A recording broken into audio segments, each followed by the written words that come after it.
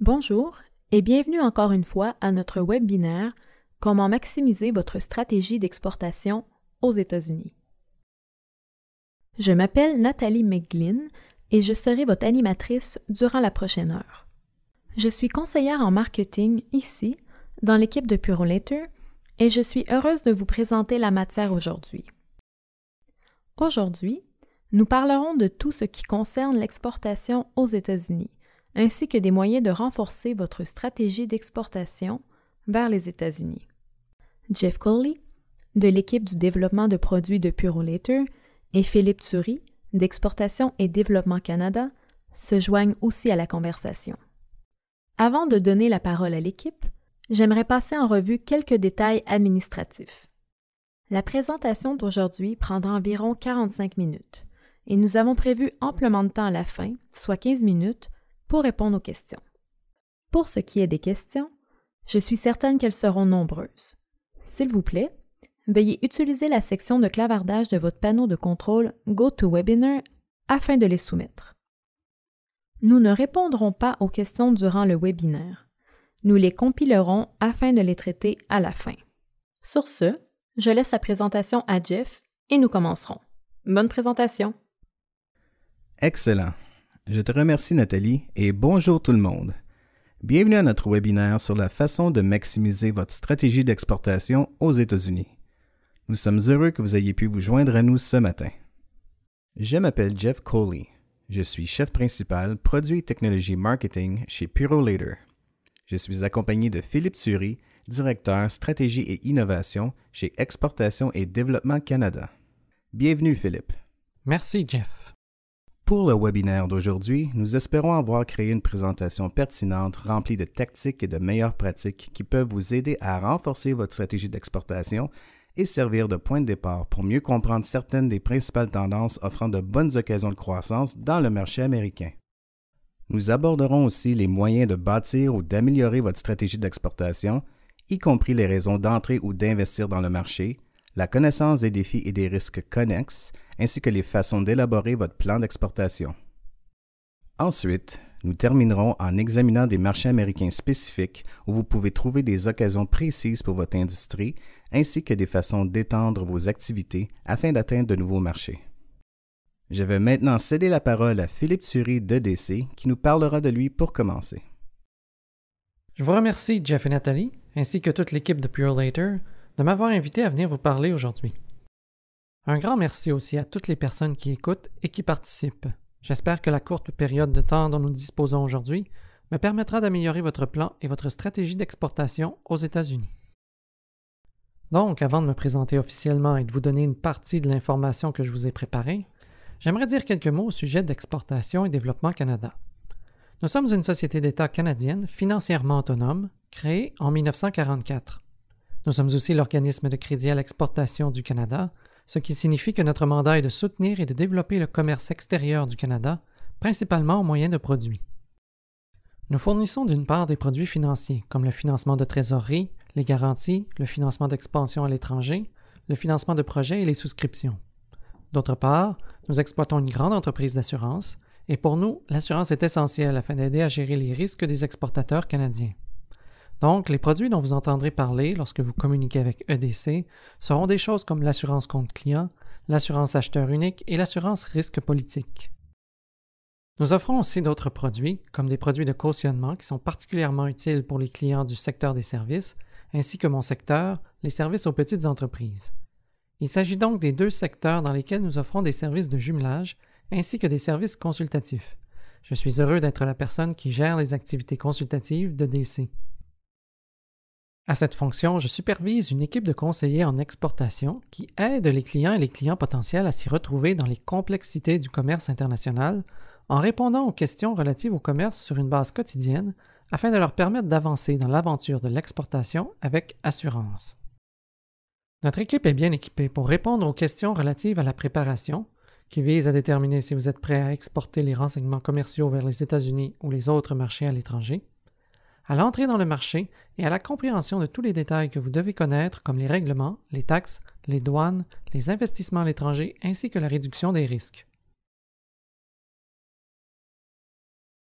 La perspective actuelle de DC sur le marché américain est assez optimiste. Avant de donner les raisons pour lesquelles nous sommes optimistes, je devrais mentionner que 85% de nos clients actuels sont de petites et moyennes entreprises et qu'elles ont toutes commencé par exporter vers le marché américain. Cela s'explique par différentes raisons. La principale est simplement la proximité et la distance du marché américain. Nous pourrons en parler davantage plus tard, mais le point principal à retenir de cette diapositive est que nous sommes, en fait, assez optimistes par rapport au marché américain pour la prochaine année. D'un point de vue très général, le PIB américain devrait aider à faciliter la croissance du PIB canadien au cours de la prochaine année, à 3% comparativement à 2,2% au Canada. Nous sommes principalement optimistes en raison de nombreux indicateurs de tendance qui pointent vers une demande comprimée soutenant la croissance du marché américain. Donc, lorsque nous analysons le marché aux États-Unis, nous nous basons sur certains indicateurs de tendance comme les taux d'activité. Ces taux sont en hausse constante depuis 2015. Les salaires du secteur privé sont également en hausse depuis 2016. Ces indices laissent penser que le marché du travail américain continue de se resserrer. C'est un excellent indicateur de la croissance des investissements et de la consommation ayant des répercussions au sein de nombreuses industries exportatrices canadiennes. C'est donc un point que vous devez évaluer positivement lorsque vous analysez le marché américain. Cet indicateur laisse croire que le ralentissement du marché du travail était initialement plus important que nous le pensions. C'est de cette façon que les entreprises aux États-Unis peuvent embaucher 200 000 nouveaux travailleurs malgré le vieillissement de la population. La capacité de l'économie à soutenir l'expansion de la main-d'œuvre réduit le risque d'une hausse soudaine de la pression inflationniste et permet à la Réserve fédérale américaine d'augmenter ses taux d'intérêt graduellement sur une plus grande période de temps. L'autre indicateur de tendance que nous surveillons est les commandes.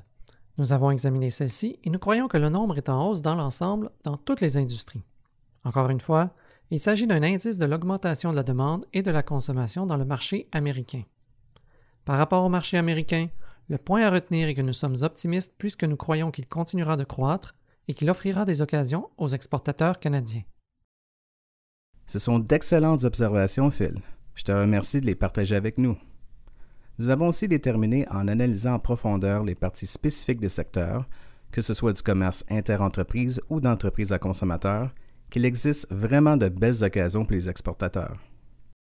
Vous savez, par exemple, qu'environ 20% des petites entreprises canadiennes vendent en ligne et qu'elles sont encore moins nombreuses à s'aventurer dans le commerce transfrontalier. En 2016, 22 millions d'Américains ont fait des achats en ligne dans des boutiques canadiennes et ont dépensé près de 9 milliards de dollars. Les petites entreprises ont donc la possibilité de continuer à prendre de l'espace en raison de ces indicateurs économiques favorables dont vous nous avez parlé. Les acheteurs américains bénéficient d'un taux de change favorable qui renforce le pouvoir d'achat. C'est une occasion formidable de croissance pour les petites entreprises canadiennes. Merci beaucoup, Jeff. Donc, à ce moment de la présentation, je pense qu'il est important de plonger au cœur du sujet. Mais avant d'expliquer l'élaboration de votre stratégie d'exportation aux États-Unis, j'aimerais dire quelques mots sur les raisons de le faire, puisque c'est important. Au Canada, comparativement aux pays de l'OCDE, nous n'avons pas beaucoup de petites entreprises exportatrices, puisqu'on considère toujours l'économie de cette façon. Et il existe de nombreuses raisons pour cette façon de faire que je n'expliquerai pas aujourd'hui. Les raisons d'exporter se résument à quelques données. D'abord, le marché américain est simplement 10 fois plus grand que le marché canadien, en plus d'être assez proche et assez vaste, et qu'il s'agit d'une raison suffisante d'en tenir compte lorsqu'on décide d'exporter aux États-Unis. Nos études, ainsi que les études plus larges du gouvernement canadien, indiquent que les entreprises exportatrices ont tendance à être plus productives et à mieux s'adapter aux préférences des clients. Elles tirent aussi parti de plus grands points de données, ce qui est utile afin de planifier l'élaboration de nouveaux produits et le lancement de nouveaux services. Tous ces éléments contribuent à créer une entreprise plus concurrentielle. C'est d'autant plus vrai puisque nous avons évalué des milliers d'entreprises exportatrices canadiennes afin de les comparer à celles qui n'exportent pas. Les avantages sont donc considérables. Cela semble indiquer que les entreprises qui pensent à exporter seraient tout simplement plus concurrentielles en général que celles qui ne le font pas. Le prochain point important est de savoir si vous êtes prêt à exporter.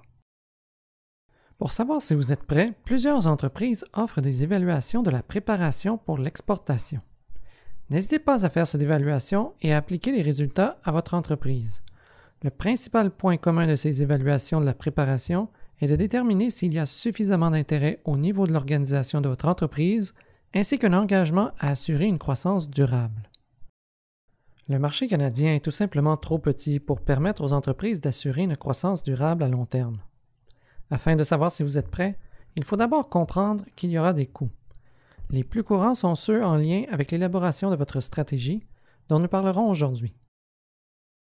Sur le plan de l'acquisition de talents, il y a bien sûr les professionnels du développement des affaires ou les gestionnaires de l'exportation qui vous aideront à entrer dans ces nouveaux marchés, mais vous devez aussi avoir l'équipe nécessaire au pays. Par exemple, si vous êtes dans le secteur de la fabrication, votre usine doit avoir suffisamment de travailleurs compétents afin d'exécuter les commandes dès que vous les recevez. Vous avez peut-être eu des expériences d'exportation passive dans le passé, mais si vous prenez des mesures délibérées pour avancer et élaborer une stratégie, évidemment, il est sous-entendu que vous devez tenir compte de votre capacité à exécuter les commandes que vous recevrez. Bien sûr, si vous n'avez pas les ressources, la meilleure stratégie est de ne rien faire tant que vous n'avez pas la capacité d'exécuter les commandes. Il est donc vraiment important de réfléchir aux ressources que vous devez réunir lorsque vous commencez à élaborer une stratégie d'exportation. Les entreprises doivent aussi savoir qu'il existe davantage de risques. Ils ne doivent pas être des éléments dissuasifs puisque beaucoup d'aide est offerte ici, au Canada, au sein de la communauté des exportateurs en particulier. Toutefois, il est important de savoir qu'il peut être difficile d'obtenir des paiements. Vous devez déterminer comment votre équipe devra gérer un client qui vous impose des conditions et vous assurer qu'elle les comprend, en plus de déterminer comment les conditions seront gérées sur le plan opérationnel. Planifier l'expédition et les autres coûts liés au transport exige une compréhension des droits et des taxes à l'exportation et une collaboration avec des intermédiaires.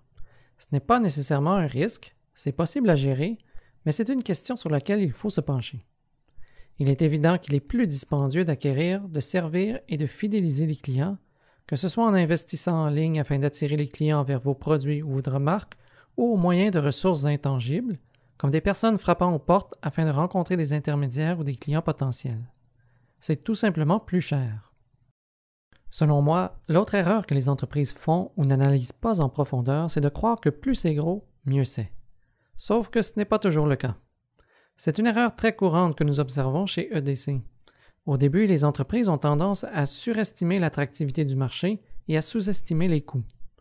C'est donc un élément très important dont je parlerai davantage lorsque nous verrons certaines des stratégies plus tard durant cette présentation.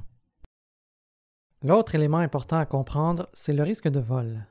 Par là, je veux dire la propriété intellectuelle et votre façon de gérer votre portefeuille de propriété intellectuelle et de protéger vos renseignements essentiels maintenant que vous faites affaire dans un nouveau marché.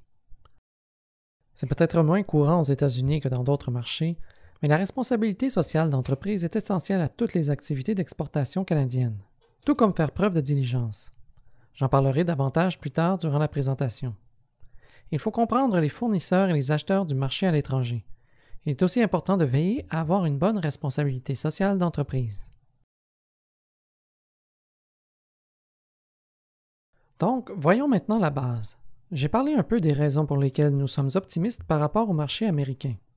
J'ai expliqué un peu que nous croyons que le marché américain poursuivra sa croissance. J'ai mentionné des choses comme le marché du travail et les commandes. La croissance est donc un bon point de départ pour établir votre stratégie. Par contre, en fin de compte, vous devez tout de même choisir un marché. Il n'est pas question de choisir le marché américain plutôt que le marché chinois ou européen. En fait, il existe de nombreux marchés au sein même du marché américain. Il existe des marchés régionaux et des marchés industriels. Je pense que vous, les participants, vous êtes bien au courant de ce fait. Par contre, il arrive que les entreprises oublient qu'il existe autant de différents marchés. Il est donc très important de choisir le bon marché. Pour ce faire, vous devez trouver le marché américain dans lequel vous voulez entrer. Ici, les deux critères d'évaluation afin de choisir votre marché sont l'attractivité et votre analyse de la concurrence. Dans le cadre du test d'attractivité, vous devez vous demander « Est-ce le marché dans lequel je désire entrer? Est-ce un marché dans lequel je dois être présent? » Afin de répondre à ces questions, j'invite les entreprises à examiner le taux de croissance annuel composé. Vous pouvez trouver le taux de croissance annuel composé de la consommation et des dépenses d'approvisionnement, et vous pouvez même examiner la parité du pouvoir d'achat du PIB. Tous ces éléments au sein d'un secteur spécifique aident à déterminer si le marché est en croissance et si c'est un marché dans lequel vous désirez entrer. Mais c'est quand même un peu plus complexe que cela. Les entreprises qui réussissent bien dans ce domaine recherchent aussi des segments mal desservis du marché. Ces segments de la clientèle mal desservie créent des occasions d'innover et de faire les choses différemment que nos concurrents. Pour ce faire, il faut analyser en profondeur les marchés et les sous-marchés. Je pense que les entreprises canadiennes devraient parfois considérer les marchés régionaux ou industriels aux États-Unis, comme la chaîne d'approvisionnement aérospatiale, et leur place au sein du marché. Mais parfois, la taille du marché peut être intimidante pour les entreprises qui ne savent pas par où commencer. Souvent, les entreprises qui le font bien tiennent compte de la prolifération des petits marchés pour trouver un créneau très spécialisé ou un très petit marché et y établir une présence. C'est donc quelque chose à quoi vous devez aussi réfléchir. Puis, vous devez faire une analyse du secteur, c'est-à-dire comprendre la chaîne de valeur et la chaîne d'approvisionnement au sein du marché. Toutes ces données ont une influence dans l'étude de marché que vous devez effectuer. C'est ce qui complète le test d'attractivité. Le prochain élément sera votre analyse de la concurrence, et ici, l'objectif est de déterminer si vous êtes compétitif dans ce marché. Selon moi, ce qui peut aider, c'est lorsqu'une entreprise comprend le marché auquel convient son produit. Ces entreprises réussissent bien lors de l'exécution d'une analyse de la concurrence. Cela consiste à examiner les indicateurs comme le nombre, la taille et même la qualité des entreprises qui exercent leurs activités au sein d'une chaîne d'approvisionnement et qui desservent un marché cible. Vous recherchez aussi des parts de marché et examinez leurs divisions afin de déterminer s'il y a des possibilités de croissance ou de vous approprier des parts de marché. Il faut aussi observer ce que les titulaires de parts font. Il peut s'agir de grandes ou de petites entreprises. Avez-vous affaire à un océan rouge ou à un océan bleu? Un océan rouge représente visiblement un océan où la concurrence est féroce.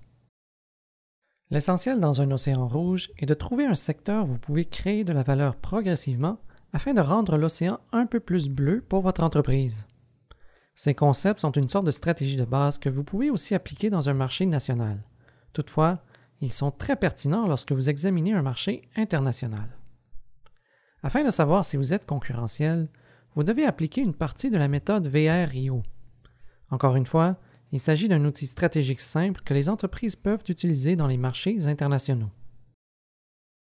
Pour le marché américain, il faut prendre un instant pour évaluer les compétences principales de votre entreprise et déterminer ce qui rend vos activités ou vos ressources précieuses, ce qui contribue à la rareté, ce qui les rend dures à imiter et ce qui fait qu'elles sont précieuses au pays, mais qu'elles le seront encore plus dans un nouveau marché.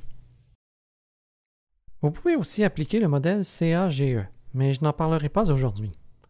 Le modèle CAGE fait référence aux critères culturels, administratifs, géographiques et économiques ayant une influence sur la distance entre les marchés et le marché au sein duquel vous voulez entrer. Vous savez, ici, je vous dirais de tenir compte de l'AEUMC, par exemple. Tenez compte des règlements. Tenez compte de la façon dont vous pouvez tirer parti de choses comme l'étiquetage des produits et le respect des normes réglementaires afin d'en tirer un avantage concurrentiel. Ces éléments positionnent différemment les entreprises canadiennes par rapport aux concurrents européens ou d'autres marchés. Prenez le temps d'y réfléchir. Et s'il y a un point essentiel à retenir, c'est, comme vous le savez, que la recherche et les données vous permettront d'avoir une meilleure stratégie et de prendre de meilleures décisions que si vous n'en avez pas. Donc, si vous devez effectuer votre propre recherche, il existe de nombreux outils gratuits en ligne. À mon avis, la solution Market Finder de Google est un excellent outil pour comprendre ce que les personnes et les entreprises recherchent en ligne. Donc, vous pouvez saisir dans cet outil ce que vous vendez afin d'obtenir d'excellentes statistiques relatives aux personnes qui recherchent cet article. Il existe d'autres outils comme Statista et différents outils d'études de marché que vous pouvez utiliser. Je dois aussi vous dire que la Banque de développement du Canada offre des conseils. Elle offre un programme de sélection de marché à l'international et je crois que vous pourriez en tirer parti si votre propre étude de marché était trop exigeante en temps et en argent. Excellent! Nous avons terminé les parties sur le test d'attractivité et l'analyse de la concurrence. Discutons maintenant de la façon de réaliser votre stratégie. Ici, je pourrais aborder une grande variété de sujets, mais j'ai essayé de les résumer en 4 points principaux. D'abord, lorsque vous avez sélectionné le marché et déterminé qu'il s'agit d'un marché attirant où vous devez être, et lorsque vous avez réfléchi aux concurrents et à votre avantage concurrentiel, il est important de penser à commencer localement. Ce que je veux dire, c'est qu'après avoir choisi le marché, vous devez mobiliser votre réseau national. Il s'agit de votre réseau national de conseillers, de clients, de fournisseurs, d'associations commerciales et de partenaires gouvernementaux qui se trouvent au Canada et ont des liens internationaux. Il s'agit du moyen le plus économique de réaliser votre stratégie d'entrée dans le marché américain. La vérité, c'est que certains de vos clients s'y trouvent probablement déjà, en particulier si vous êtes une entreprise de commerce inter-entreprise. Vous avez probablement des relations aux États-Unis, tout comme vos fournisseurs. Les organismes comme ceux du Délégué commercial du Canada ont des bureaux aux États-Unis, dans les consulats canadiens ainsi qu'à notre ambassade, à Washington. C'est leur travail de bâtir pour vous des réseaux à l'international et aux États-Unis. Je vous encourage vivement à penser à contacter les services du Délégué commercial du Canada ici au pays afin d'expliquer votre plan d'expansion aux États-Unis et de savoir s'il existe des réseaux pertinents. Ces organismes peuvent vous aider à comprendre les forces de votre réseau dans le marché américain. Ils peuvent aussi vous aider à comprendre les faiblesses et les trous de votre réseau et à trouver où vous devez mettre des efforts afin de bâtir un réseau avec un partenaire d'expédition comme un transporteur.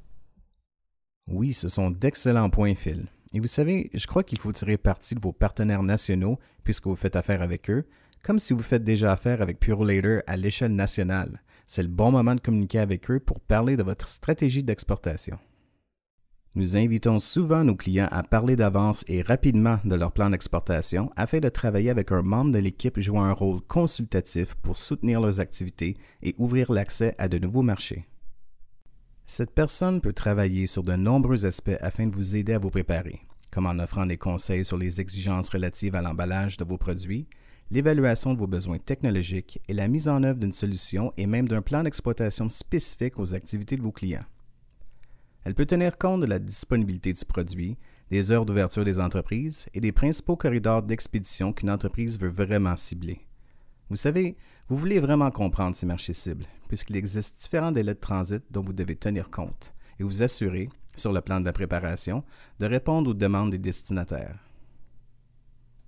L'autre aspect sur lequel nous pouvons commencer à travailler avec nos clients est l'évaluation des exigences en matière de gestion des retards, afin de planifier la gestion des envois non livrables et des retours qui doivent être ramenés dans le marché canadien.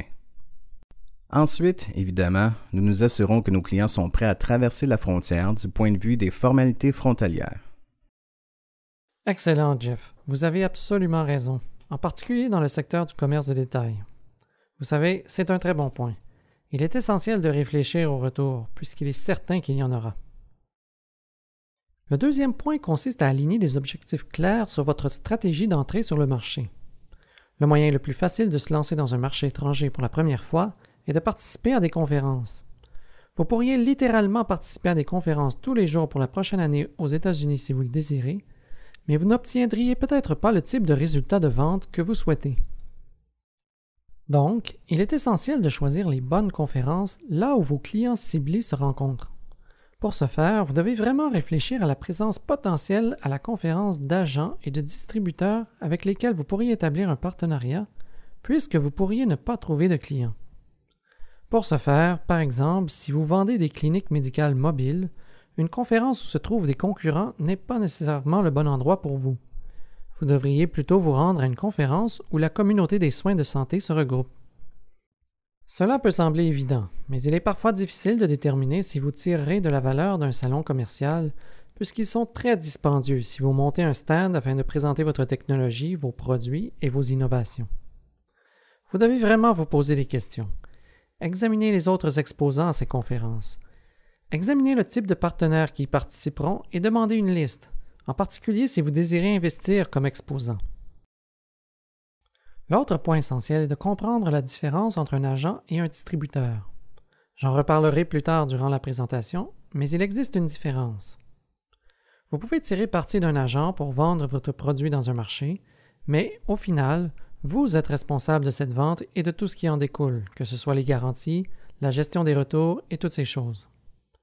Vous pouvez tirer parti d'un distributeur si vous n'avez pas de marque dans un marché local, par exemple. Le distributeur a sa marque et ses réseaux bien établis, dont un réseau de distribution sur lequel vous pouvez miser. Dans ce cas, il est essentiel d'établir un partenariat avec un distributeur. Généralement, celui-ci achète vos produits, contrairement à l'agent qui facilite la vente. Habituellement, c'est comme un autre client qui achète directement auprès de vous. Ce sont des différences importantes. Je crois que nous avons tendance à mettre ensemble les agents et les distributeurs. Ils sont très différents sur le plan légal et de l'exploitation. Il est donc important de comprendre cela. Il est aussi essentiel de faire preuve de diligence lorsqu'on travaille avec des intermédiaires. Pour ce faire, vous pouvez consulter de nombreuses entreprises, mais vous pouvez vous-même faire preuve de diligence. La meilleure pratique de base consiste à demander les commentaires de clients, en particulier si vous êtes une entreprise de commerce inter-entreprise, puisqu'il n'est pas toujours aussi simple de consulter ce que les clients disent en ligne au sujet d'un produit ou d'une entreprise. Il est vraiment essentiel de demander le témoignage des clients. Ici, les organismes, comme le Service du délégué commercial du Canada, peuvent vous aider. Il existe aussi des outils pratiques comme Factiva ou même Bradstreet pour faire des vérifications du crédit d'un acheteur. N'oubliez pas que vous pouvez effectuer ceci au moyen d'une recherche de dossiers publics. Si vous recherchez des représentants de fabricants, le répertoire des agents de vente des fabricants sur manaonline.org est un bon endroit pour commencer votre recherche. Il s'agit d'un service par abonnement, mais vous pouvez rechercher des inscriptions par État, territoire et secteur. C'est un moyen pratique de prendre quelques précautions. Enfin, le dernier point. Il est tout aussi essentiel, mais parfois oublié. Il faut donner ce qu'il faut à vos partenaires pour réussir. Donc, lorsque vous avez trouvé une personne qui désire être votre partenaire pour un marché étranger, la relation ne s'arrête pas là. Il ne suffit pas de regarder comment se porte votre carnet de commandes sur une base mensuelle ou trimestrielle. Il faut offrir une formation dynamique et autant de connaissances sur le produit que possible à ces intermédiaires. Utilisez des outils économiques en ligne pour transformer votre formation sur un produit en vidéo et assurez-vous de la partager à vos partenaires et de les maintenir à jour. Il est essentiel d'avoir des indices de mesure des ventes clairs et des conférences téléphoniques trimestrielles et hebdomadaires. Vous devez réfléchir à toutes ces choses avant d'établir un partenariat avec une entreprise dans laquelle vous devrez d'abord investir du temps et de l'énergie. Ces étapes doivent faire partie de votre stratégie d'exportation générale. Elles sont essentielles pour assurer votre réussite. Bon, plus tôt durant la présentation, j'ai parlé un peu du marché américain. Je dois vous dire que DC a un représentant officiel dans le marché américain. Il s'appelle Rob Pelletier. Si vous avez des questions précises au sujet du marché américain et comment y faire affaire, Rob est une ressource exceptionnelle. Je serai heureux de vous recommander ou de vous présenter à Rob ainsi qu'à l'ensemble de l'équipe de DC pour les États-Unis, en particulier pour les questions relatives au financement ou pour assurer des ventes d'exportation dans ce marché. Plus tôt durant cet appel, puisqu'il s'agit d'un appel au sujet de votre stratégie d'exportation, j'ai parlé un peu du marché américain qui est, en fait, un regroupement de 5 marchés régionaux comprenant des centaines de marchés où vous pouvez mener vos affaires. Évidemment, il est important de choisir le bon marché, mais vous devez aussi noter que chaque région aux États-Unis comprend différents regroupements d'entreprises et d'activités économiques. Vous ne devez pas l'oublier, puisque cette information peut vous aider à élaborer votre stratégie d'exportation aux États-Unis. D'ailleurs, nous offrons en ligne une ventilation utile des données sur le site web de DC. Je pourrai la transmettre à Nathalie après, afin qu'elle vous l'envoie. Elle résume ce que je suis en train de vous expliquer, mais voyons un peu les différents marchés. J'aimerais commencer par le nord-est, puisqu'il s'y trouve une grande industrie manufacturière. Environ la moitié des fabricants américains s'y trouvent, ce qui signifie qu'il y a un excellent marché pour les ventes de marchandises, mais aussi le développement de la chaîne d'approvisionnement qui est essentiel afin de desservir l'ensemble du marché américain. Vous pourriez devoir apporter des modifications à votre chaîne d'approvisionnement. Il est vraiment essentiel de comprendre qu'il s'y trouve une base manufacturière solide. Si vous êtes une entreprise axée sur les services, vous y trouverez une tonne d'occasions pour vendre directement aux entreprises de cette région. Actuellement, le Canada vend de l'équipement plastique, des produits pharmaceutiques, de l'aérospatial ainsi que des composantes et des appareils médicaux dans cette région. Cela peut vous donner une idée de ce que les entreprises canadiennes offrent actuellement du point de vue des activités économiques dans ce marché. Cela vous donne une idée des partenariats que vous pouvez y trouver. Dans la région des Grands Lacs et du Midwest, vous y trouverez ce qu'il me semble évident, mais qui ne l'est probablement pas pour vous, une grande concentration d'entreprises automobiles et de la chaîne d'approvisionnement connexe. Il s'agit d'entreprises du secteur des pièces, mais aussi d'entreprises technologiques qui fournissent des technologies essentielles aux entreprises automobiles de cette région. Il y a aussi des entreprises du secteur du caoutchouc et du plastique, ainsi que des entreprises électroniques. Traditionnellement, les exportations canadiennes dans cette région étaient de l'énergie, de la machinerie, des pièces d'auto et des produits du bois et du papier, ainsi que des produits manufacturés. De plus en plus, nous vendons des produits agroalimentaires et biotechnologiques, ainsi que des produits des sciences de la vie. Il est important de s'en souvenir afin de connaître le milieu de vos concurrents. Une vaste gamme de produits canadiens sont vendus dans la région du Sud-Est, comme de l'équipement et des fournitures médicaux, des produits de la foresterie et du bois, des composantes aérospatiales, de la machinerie, du caoutchouc et du plastique. Les entreprises canadiennes trouveront des occasions d'exportation de services financiers et d'assurance, de produits du bois, d'automobiles et de technologies de l'information. Dans la région du Sud-Ouest américain, actuellement, les occasions sont dans les secteurs de l'énergie, du pétrole et du gaz. Le Canada a une assez grande présence dans cette région, et ce, depuis un certain temps, en raison de notre secteur du pétrole et du gaz. Pour les entreprises canadiennes, les partenariats et les occasions ne sont pas qu'au niveau du forage, elles sont aussi en lien avec les chaînes d'approvisionnement. Elles se trouvent aussi dans les secteurs de la technologie et des services qui soutiennent cette activité économique. Le Canada possède un grand potentiel. Cela signifie que les entreprises offrant des technologies de l'information et des communications, de la machinerie lourde, etc., trouveront des occasions dans cette région. Finalement, le dernier marché important ou grand marché est la région du Pacifique Ouest. Les entreprises canadiennes axées sur la technologie ou les technologies propres réussissent actuellement à pénétrer ce marché. Il y a des occasions grandissantes dans ce marché dans les secteurs de l'eau, de la gestion des eaux usées et des infrastructures d'alimentation en eau. Le Canada possède des compétences principales dans ce segment. Donc, si vous exploitez celui-ci, vous trouverez des occasions. Et cela s'applique aussi à la gestion et au recyclage des déchets dangereux, ainsi qu'aux solutions énergétiques de remplacement, à la transformation des aliments et aux entreprises du secteur des services qui soutiennent ces types de technologies. Il y a donc des occasions dans ces secteurs dans la région du Pacifique Ouest. Merci Phil. C'était un aperçu très complet de tous les secteurs dans les 5 différentes régions des États-Unis. Lorsqu'il est temps de trouver les ressources en matière de développement de votre stratégie d'exportation, chez Purolator, nous avons une formidable équipe nationale des ventes avec une très grande expérience dans les secteurs spécifiques de différentes industries, comme celle de la machinerie et de l'équipement, jusqu'à celle des mines, de l'énergie, du pétrole et de gaz, pour ne nommer que certains des secteurs que vous avez soulignés, Phil. Il ne faut pas oublier les soins de santé, comme les appareils et l'équipement médicaux, ainsi que les produits consommables et pharmaceutiques. Vous savez, nous voulons avoir la capacité de partager nos professionnels et nos ressources avec nos clients afin qu'ils puissent en tirer parti, ainsi que de notre expertise collective dans ces marchés. Nous voulons vraiment nous assurer qu'ils puissent soutenir la stratégie d'exportation de leur entreprise. Excellent. Merci, Jeff.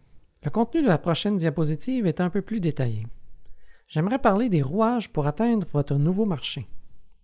Il existe de nombreuses dispositions que vous pouvez prendre afin d'entrer dans le marché américain et d'établir votre entreprise pour la vente. Il est essentiel de comprendre que les différentes options qui vous sont offertes dépendent de quelques éléments. Le premier est votre niveau d'intérêt et d'engagement dans le marché. Le meilleur moyen d'indiquer que vous êtes sérieux, c'est évidemment en embauchant les bonnes personnes et en leur allouant les fonds nécessaires afin de pénétrer dans le marché que vous aurez choisi. Ensuite, il est aussi question de votre volonté de collaborer avec vos partenaires. Vous devez d'abord commencer par la base de la vente directe ou même passive aux États-Unis. Vous passerez par une gamme de partenaires avec qui vous devrez travailler, mais ils sont moins nombreux que si vous deviez, par exemple, établir une filiale à l'étranger afin de favoriser des ventes durables dans le marché. C'est important, le niveau d'engagement ainsi que la volonté de travailler avec vos partenaires. Il s'agit des 2 points d'ancrage qui vous aideront à encadrer votre stratégie d'exportation et les véritables dispositions que vous prendrez afin de vendre dans ce marché. Afin de faire cela, vous devrez évidemment travailler avec des conseillers fiscaux, des conseillers comptables et des conseillers juridiques. Heureusement, ils sont nombreux au Canada et vous pourrez trouver le bon. Probablement que plusieurs d'entre vous vendent déjà directement au marché américain. Vous devez peut-être travailler avec un agent, soit un agent importateur, ou vous vendez directement à un client dans le marché. Disons que vous êtes une entreprise de commerce d'entreprise à consommateur. Le nombre de partenaires avec qui vous devez travailler est beaucoup moins élevé. Je pense qu'à ce niveau, il est logique de travailler avec un bon courtier en douane ainsi qu'un bon transporteur afin d'acheminer votre produit vers le marché et qui réfléchira au service après-vente et à l'entreposage des retours. Toutes ces choses sont importantes. Maintenant, tandis que vous montez ou plutôt avancez dans ce continuum, vous pourriez prévoir un arrangement plus permanent et signer des contrats avec un agent ou un distributeur.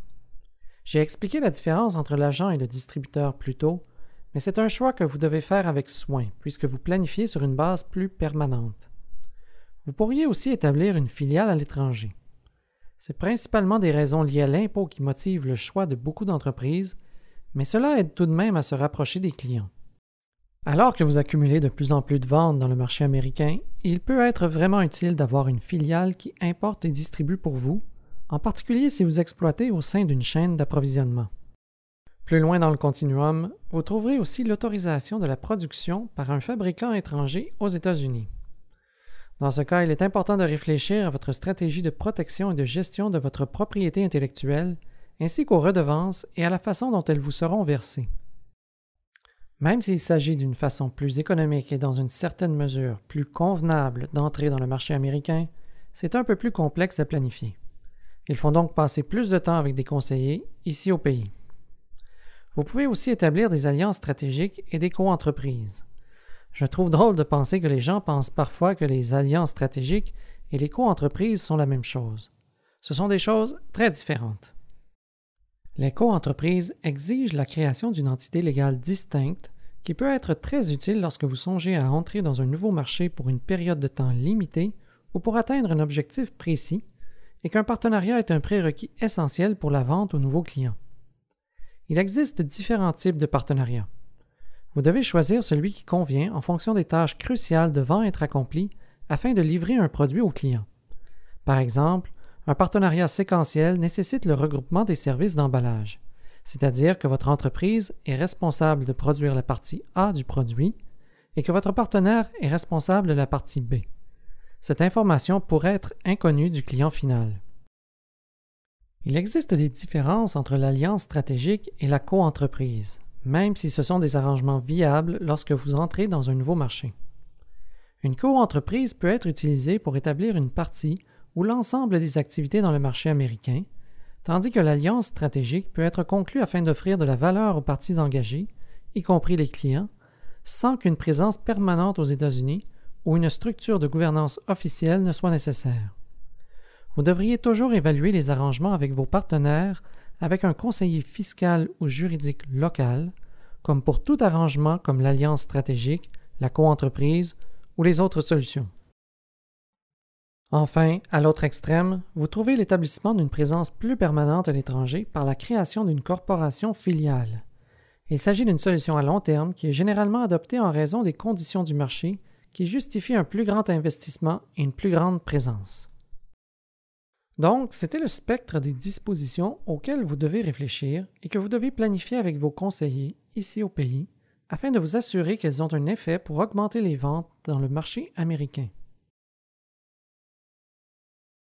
C'est génial. Merci beaucoup, Phil. Je crois que nous avons expliqué une excellente matière. J'aimerais te remercier d'être venu nous parler et d'avoir travaillé avec Purolator. Nous espérons vous avoir donné d'excellentes tactiques et de sujets pour commencer votre réflexion afin d'élaborer une stratégie, de l'étoffer et de continuer à l'améliorer. Ce que nous allons faire, c'est passer à l'étape suivante. Je pense que nous avons environ 10 minutes. J'aimerais répondre à quelques questions que nous avons reçues. Nous ferons de notre mieux afin d'y répondre. La première question est pour Jeff, pour Purolator. Voici la question.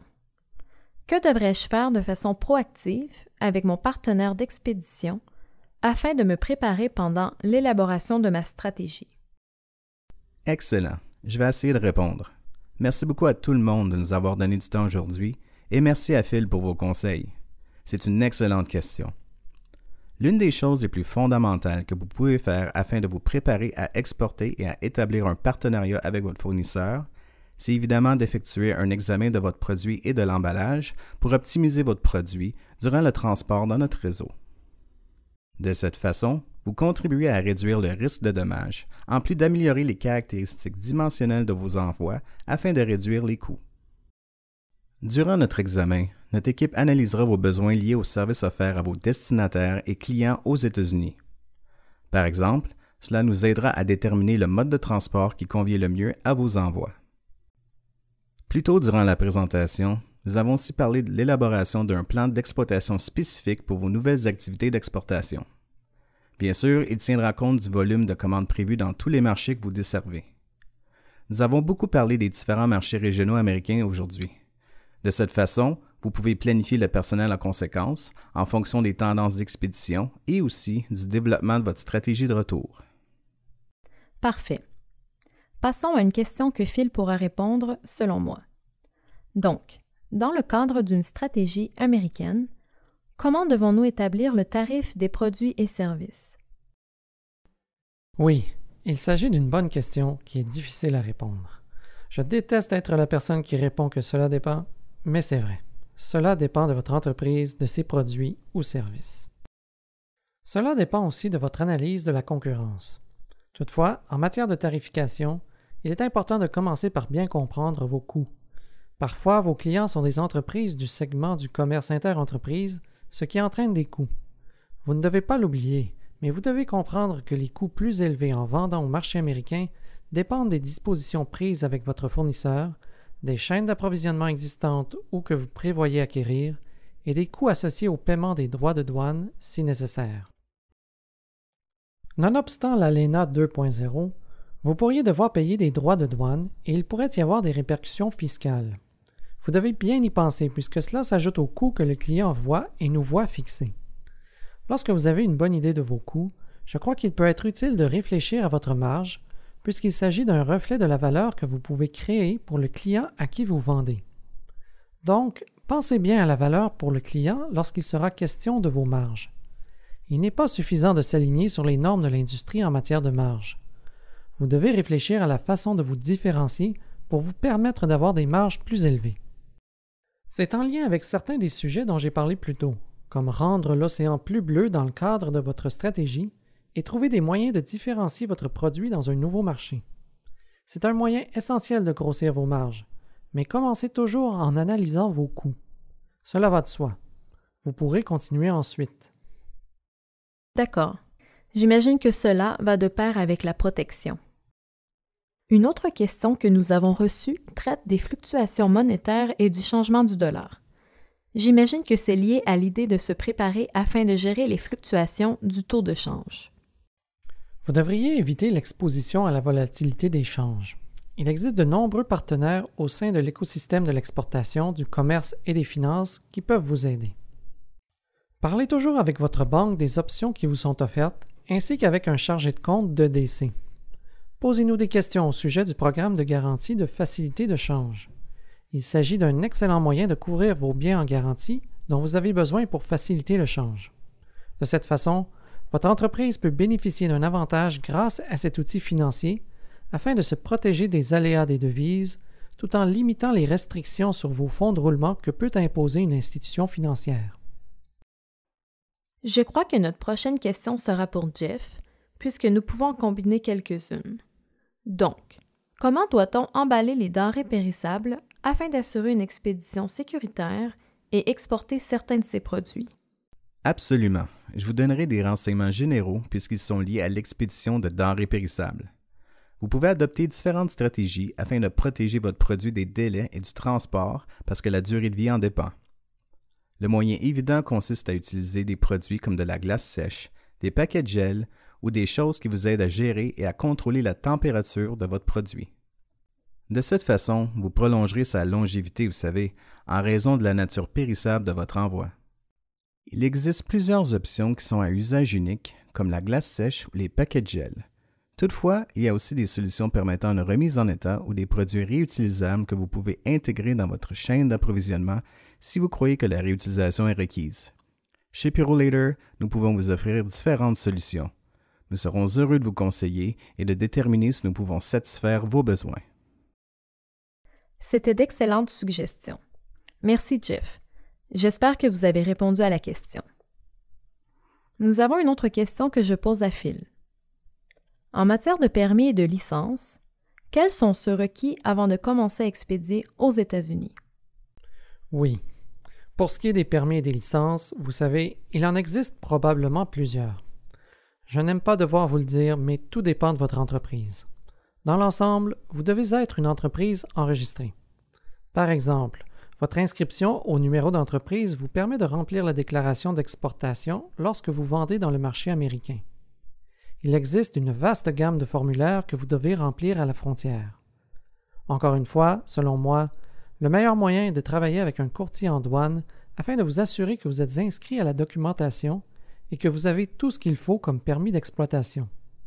Dans les marchés locaux, certains permis sont indispensables afin d'offrir un service après-vente. Toutefois, il y a aussi toute une liste de choses auxquelles vous devez réfléchir, comme l'étiquetage du produit. Vous pourriez devoir vous conformer à des normes ou à des normes de sécurité. Encore une fois, cela dépend beaucoup de votre entreprise. Toutefois, un des avantages de l'inscription au numéro d'entreprise est que vous pouvez vous assurer que vous payez le bon montant d'impôts ainsi que les taxes d'État ou locales aux États-Unis. Chez EDC, notre équipe reçoit de nombreuses questions à ce sujet. Assurez-vous d'en parler avec vos conseillers fiscaux, ici, localement. Je crois que c'est utile. Toutefois, vous devez avoir un numéro d'entreprise afin de gérer les paiements et les versements d'impôts. D'accord. Nous recevons beaucoup de questions en lien spécifiquement avec les coûts de l'expédition. J'aimerais simplement souligner que nous pouvons vous contacter plus tard afin de répondre à certaines de ces questions individuellement. Je ne veux pas trop m'avancer sur ce sujet puisqu'il dépend de plusieurs facteurs propres aux clients. Nous répondrons donc aux questions précises sur les coûts de l'expédition après ce webinaire. Nous vous contacterons définitivement. Il y avait aussi une question sur les différents outils et ressources fournis par Phil durant la présentation. Nous les regrouperons dans un document après le webinaire afin de mettre en valeur, d'accéder et de partager l'accès à ces excellents outils et liens dont Phil a parlé durant la présentation. Donc, Jeff et Phil, y a-t-il d'autres questions que l'on vous pose généralement? Nous pouvons probablement répondre à une question avant de terminer. Vous savez, la grande question que l'on me pose souvent est au sujet des subventions publiques. Il ne s'agit pas de financement de vos exportations. Toutefois, il s'agit d'un accès au salon professionnel, un organisme nommé CanExport. Il est géré par Affaires mondiales Canada. C'est un programme auquel vous pouvez vous inscrire afin de recevoir des fonds pour aider à payer les coûts associés à l'exportation si vous êtes dans une certaine situation ou plutôt en fonction du problème. Il existe aussi beaucoup d'autres programmes dont vous pouvez tirer parti. Communiquez avec mon équipe pour connaître tous ces programmes. D'accord, c'est parfait tout le monde. J'aimerais vous remercier d'avoir été à l'écoute aujourd'hui et je vous remercie encore d'avoir pris le temps. J'espère que nous vous avons donné des pistes de réflexion tactiques qui vous aideront à renforcer et à élaborer votre stratégie d'exportation. Notre prochain webinaire aura lieu en février. Nous vous fournirons de formidables points saillants de notre période de pointe. Restez à l'écoute à ce sujet pour la prochaine année. Merci encore et passez une bonne journée.